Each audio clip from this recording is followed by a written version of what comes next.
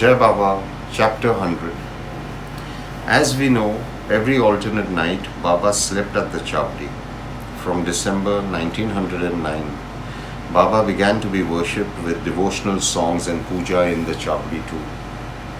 On the nights when Baba would sleep at the Chapdi, from the afternoon itself, people would gather outside the mosque, in the courtyard, or in the Sabha Mandap and begin to sing devotional songs.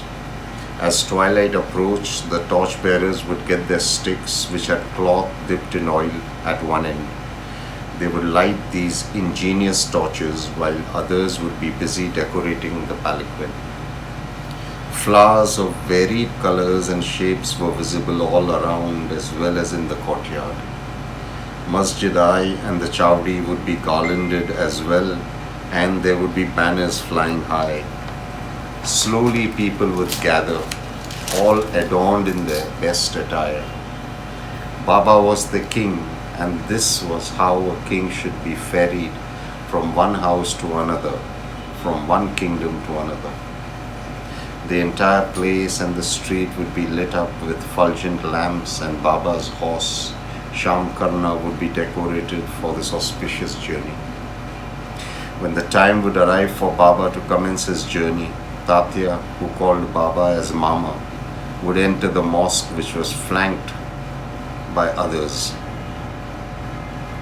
Baba would never leave his seat till Tatya arrived and requested him to start on the short journey. After Tatya sat for a while with Baba, he would stand up and then, putting his hands under Baba's armpits, would help Baba to slowly get onto his feet. Baba, wearing his humble kafni, would carry his baton or sadka under his armpit. In one hand he would have his chillam filled with tobacco, and on one shoulder he would carry a long piece of cloth. Then Tatya would cover Baba with a beautiful shawl which had an artistic border, like a jari. The shawl would be draped to cover Baba's head.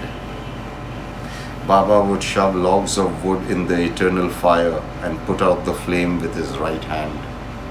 It was only then that Baba would leave Masjid-i.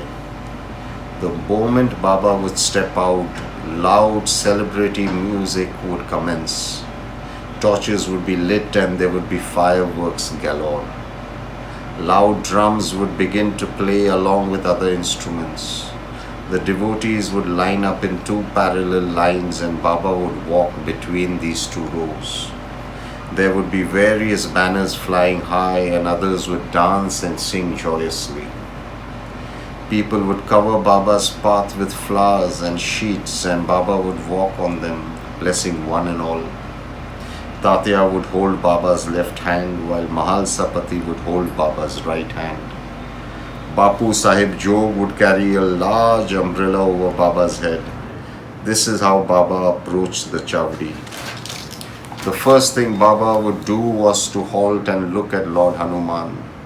He would gaze lovingly at Lord Hanuman for a while and only then proceed to the Chawdi. Regular devotees who were part of the procession would loudly proclaim Sai Baba's name.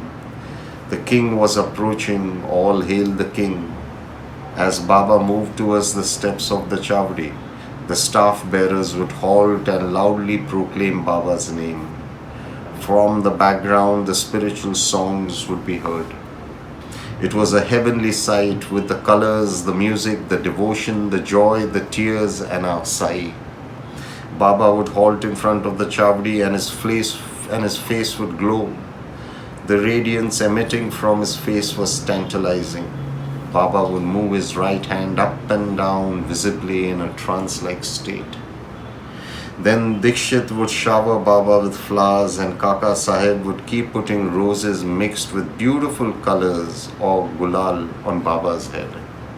The devotees would file past Baba, and Sai's face would truly glow while blessing his devotees. Sometimes this would continue for over an hour and a half. Then, with a lot of honor, Baba would be welcomed into the Chawdi.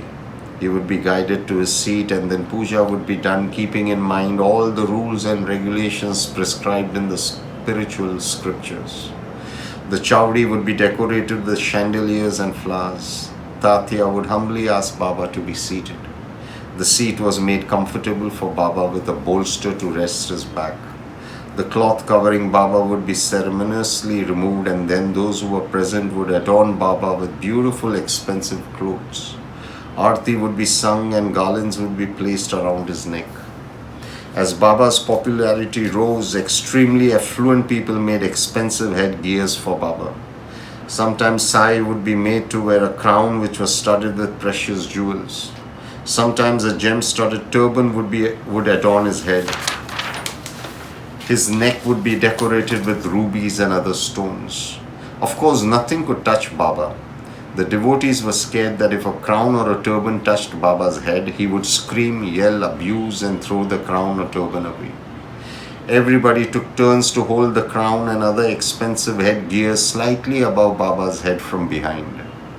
The devotees thought that Baba was not aware of what was going on, although Sai knew everything, but still complied with the wishes of his lovers.